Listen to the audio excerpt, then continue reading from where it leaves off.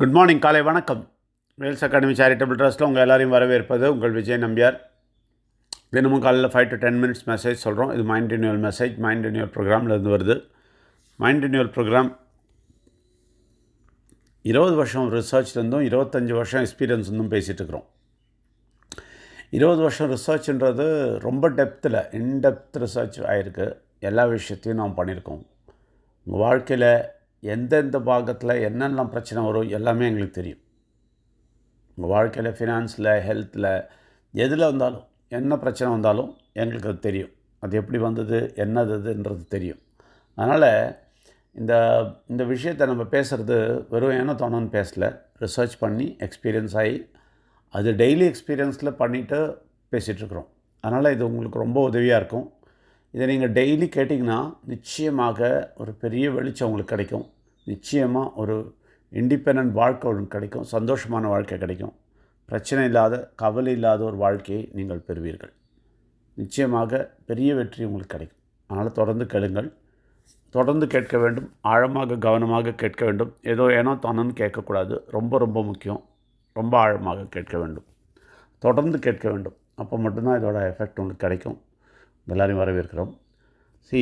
இன்றைக்கி ரொம்ப முக்கியமான விஷயம் ஒன்று என்னென்னா, நீங்கள் உங்களுக்கு ஃபினான்ஸில் என்ன ப்ராப்ளம் இருந்தாலும் இப்படி தான் சரி பண்ணிக்கலாம். அது கூட ஓவராக போச்சுன்னா ஒன்றும் பண்ண முடியாது. கடவுள் தான் என்ன பண்ணணும், அந்த மாதிரி ஆகிடும்.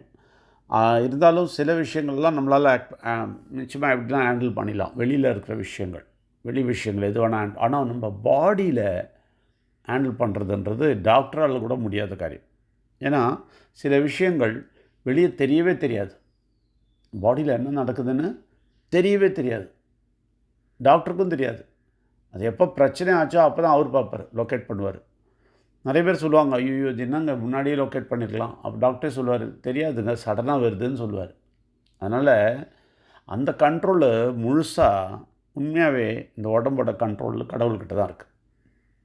அதனால தான் வார்த்தை சொல்லுது, நிச்சயமாக கர்ப்பத்தில் உங்கள் பாடியை நிட்டு பண்ணி எடுத்தாருங்க. அதாவது இந்த துணியெல்லாம் எடுப்பாங்க பாருங்கள், நெய்து எடுப்பாங்க பாருங்கள், அந்த மாதிரி நெய்தார் உங்கள் உடம்பை கடவுள் தான். ஆனால் அவருக்கான மகத்துவம், அவருக்கான உன்னதம், அவருக்கான ஒரு பெரிய பிளேஸை நம்ம கொடுக்க மாட்டேன்றோம். எப்போ நம்ம கொடுக்காமல் இருக்கிறோமோ அப்போ என்னாவது, அவர் ஒன்றும் செய்ய மாட்டார். கெட்ட சக்தி உள்ளே நுழைஞ்சிருவான். அவன் நுழைஞ்சிட்டா பெரிய ப்ராப்ளம். எப்போ வரைக்கும் இவர் கண்ட்ரோல் இருக்கோ நமக்கு ப்ராப்ளமே இருக்காது.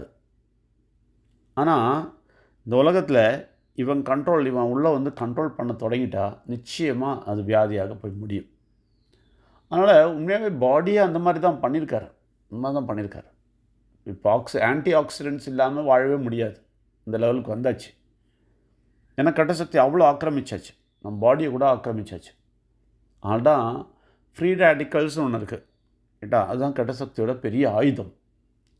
இந்த ஃப்ரீ ரேடிக்கல்ஸ் உள்ளே வந்துருச்சுன்னா என்ன ஆகிடும், அதில் எப்போவுமே எலக்ட்ரான் இல்லாமல் அது உள்ளே நுழைஞ்ச உடனே இந்த செல்லில் ஒரு 6 எலக்ட்ரான்ஸ் இருக்குது. காவல்காரர்கள் இருக்கிறார்கள். அதுலேருந்து ஒரு எலக்ட்ரானை அட்டாக் பண்ணிவிடும். ஏன்னா இதுக்கு எலக்ட்ரான் தேவைன்னு சொல்லிட்டு பிடிக்கிட்ட உடனே இந்த செல் என்ன பண்ணும், அடுத்த செல்லை போய் பிடிச்சி அதுக்கிட்டேருந்து அந்த எலக்ட்ரான் எடுக்கும். இந்த மாதிரி தொடர்ந்து ரியாக்ட் ஆகும்போது தான் அது ஆக்சிடேஷன் சொல்கிறாங்க. ஓகே, அந்த ஆக்சிடேஷன் தடுக்கிறது தான் ஆன்டி ஆக்சிடென்ட் கொடுக்கறது. அதனால் இது எல்லாமே வந்து கடவுளுக்கு தெரியாமல் நடக்கிறதே இல்லை. நிச்சயமாக அவருக்கு தெரியும். அதனால் அவரை நம்ம ப்ரொடெக்ஷனை வச்சுருந்தோம்னு வச்சுங்களேன், அவரை நம்ம உள்ளத்தில் ப்ரொடெக்ஷனில் வச்சுட்டோம். உண்மையாகவே அவர் நல்லா தெரிஞ்சுக்க ஆசைப்பட்றோம், நிச்சயமாகவே உண்மையாகவே எடுத்துக்கிட்டோம்னு வச்சுங்களேன், நிச்சயமாக அவர் நம்ம பாடியை பாதுகாப்பார். நிச்சயமாக ஃப்ரீ ரேடிக்கல்ஸ்லேருந்து பயங்கரமாக பாதுகாப்பார். அதுக்கான அட்வைஸ் கொடுப்பார், அதுக்கான சொல்யூஷன் கொடுப்பார், அதுக்கான விஷயங்களை நம்மளுக்கு சொல்லிக் கொடுப்பார். உள்ளேயும் நிறைய வேலை செய்வார். நிச்சயமாக எந்த செல்லும் பாதிக்காத மாதிரி ஒரு செல்லையும் பாதுகாத்து கொள்வார். ஒரு செல்லையும் பாதுகாக்கிறவர் கடவுள் தான். இதை வந்து நீங்கள் நினச்சிக்கலாம், அதெல்லாம் ஒன்றும் இல்லை சார், ஏன்னா ஆச்சுன்னா தான் தெரியும். டாக்டரே கை விரிப்பார் பாருங்க, அப்போ தான் ஜனங்களுக்கு தெரியும், ஓ இதுக்கு மேலே ஒரு சக்தி இருக்குது. அதனால் நம்ம எல்லாம் நடக்கிறதுக்கு முன்னாடியே நம்மளை பாதுகாத்து கொள்வோம். நம்மை பாதுகாத்து கொள்வது ரொம்ப ரொம்ப முக்கியம், ரொம்ப ரொம்ப அவசியம். அதனால்தான் டாக்டர்ஸை டிபெண்ட் பண்ணுறதை விட கடவுளை டிபெண்ட் பண்ணுங்கள். அவர் தான் பின்னி பிணைஞ்சு உங்கள் பாடியை உருவாக்கியிருக்கிறாரு. அவருக்கு எல்லாமே தெரியும், எங்கே என்ன பிரச்சனைன்னு அவருக்கு நல்லா தெரியும், டாக்டர் கூட தெரியாது. அதனால தான் எப்போவுமே அவரோட ப்ரொடெக்ஷனில் உங்கள் பாடியை கொடுத்தீங்கன்னா அவ்வளவும் நன்மை, உங்களுக்கு நன்மை. இந்த விஷயங்கள்லாம் தெரியாமல் தான் நம்ம சாமி கும்பிட்டுன்னு உண்மையாகவே. இந்த விஷயம் எதுவுமே தெரியாது. அவர் அழகாக எல்லாம் நிர்ணயித்து அழகாக பண்ணியிருக்காரு. அது தெரியாது நமக்கு. நம்ம நல்ல பக்தர்களாக நம்ம சாமி கும்பிட்டுன்னு இருக்கோம். ஆனால் இந்த நுணுக்கமான காரியங்களெல்லாம் ரொம்ப தெளிவாக தெரிஞ்சு ரொம்ப தெளிவாக செட் பண்ணி வச்சுருக்காரு. ஓகேங்களா? இப்போது நிறைய பேருக்கு தெரியாத ஒரு விஷயம் இருக்குது. பிள்ளையாரோட தலை வெட்டப்பட்டது, வெட்டின உடனே ரத்தம் கொட்டிச்சு. இந்த விஷயமே ஜனங்களுக்கு தெரிய விடாமல் டக்குன்னு யானை தலையை வச்சுக்கிட்டு கட்டானோன்னு தலையை வெட்டினோன்னு யானை தலையை வச்சுட்டாருன்னு கதை விட்டுட்டாங்க.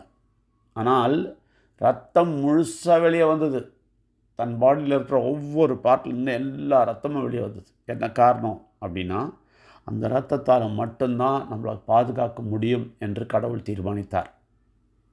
அதனால்தான் விநாயகரோட தலை வெட்டப்பட்டது. இதெல்லாம் ஒன்றுமே தெளிவு கொடுக்காம சும்மா விநாயகர் சதுர்த்தி வச்சு கும்பிட்டு பிரயோஜனம் கிடையாதுங்க.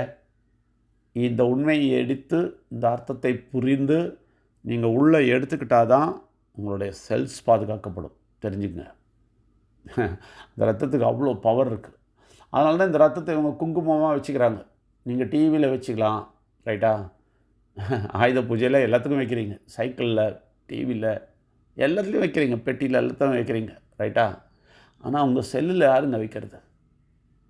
உங்கள் பாடிக்குள்ளே இருக்கிற செல்லுக்கு யார் வைக்கிறது குங்குமத்தை? தெரியாமல் சடங்கு மாதிரி ஏதோ பண்ணிகிட்ருக்கீங்களே. அந்த குங்குமன்றது அவருடைய ரத்தன்றதை நல்லா புரிஞ்சுங்க. மரியாதையை கொடுங்க, அதுக்கு மரியாதையை கொடுங்க. அந்த மரியாதையோட அந்த ரத்தத்தை உள்ள செல்லுக்கு அப்ளை பண்ணுங்கள். எப்படி பண்ணுவீங்க?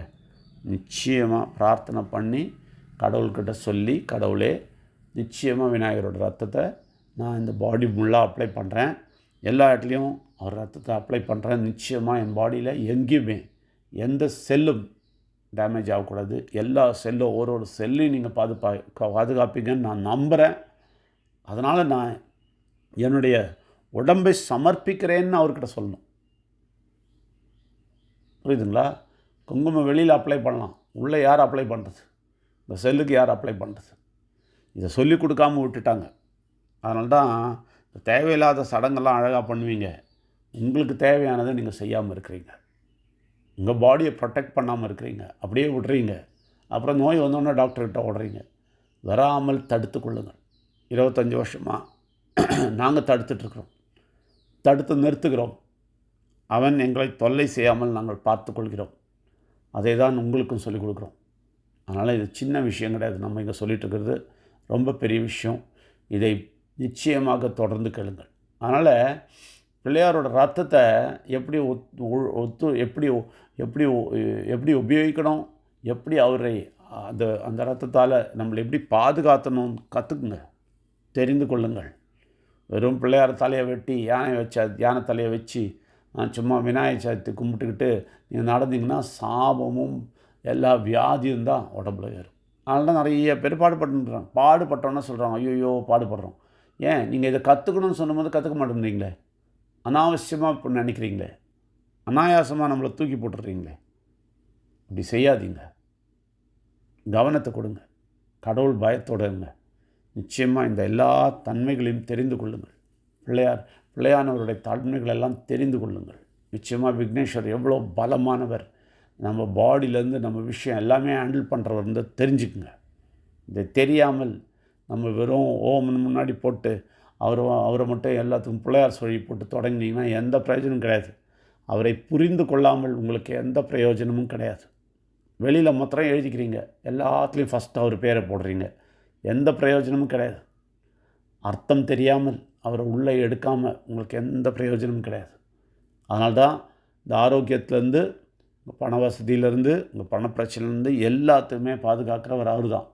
இந்த உண்மையை தெரிந்து கொள்ளாமல் நீங்கள் என்ன வேதாந்தம், என்ன தேடி, என்ன ஞானம் எடுத்து பிரயோஜனம் கிடையாது. ஃபஸ்ட்டு இந்த உண்மையை எடுத்துக்கொள்ளுங்கள். இதில் 10,000 கேள்வி கேட்காதீங்க.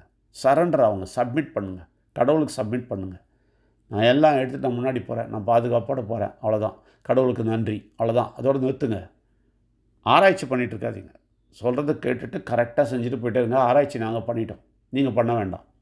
நீங்கள் ஜஸ்ட்டு சரண்டர் பண்ணால் போதும், சப்மிட் பண்ணால் போதும், கடவுளுக்கு உள்ளே நுழைஞ்சா போதும், அவருக்கு அடங்கி இருந்தால் போதும், உங்கள் பிரச்சனை தீரும். கேள்வி கேட்டுகிட்டே இருந்தீங்கன்னா பிரச்சனை தீரவே தீராது. சரண்டர் பண்ணுங்கள், அப்போ மட்டும்தான் பிரச்சனை தீரும். இதையெல்லாம் தெரிந்து கொண்டு புரிந்து கொண்டு சரண்டர் பண்ணி நிச்சயமாக கடவுளே நீங்கள் சொல்கிறத கேட்டு நடக்கிறோம் அப்படின்னு சொல்லுங்கள். நிச்சயமாக உங்களுக்கு நன்மை கிடைக்கும். எல்லாரையும் வரவேற்கிறோம். நன்றி, வணக்கம்.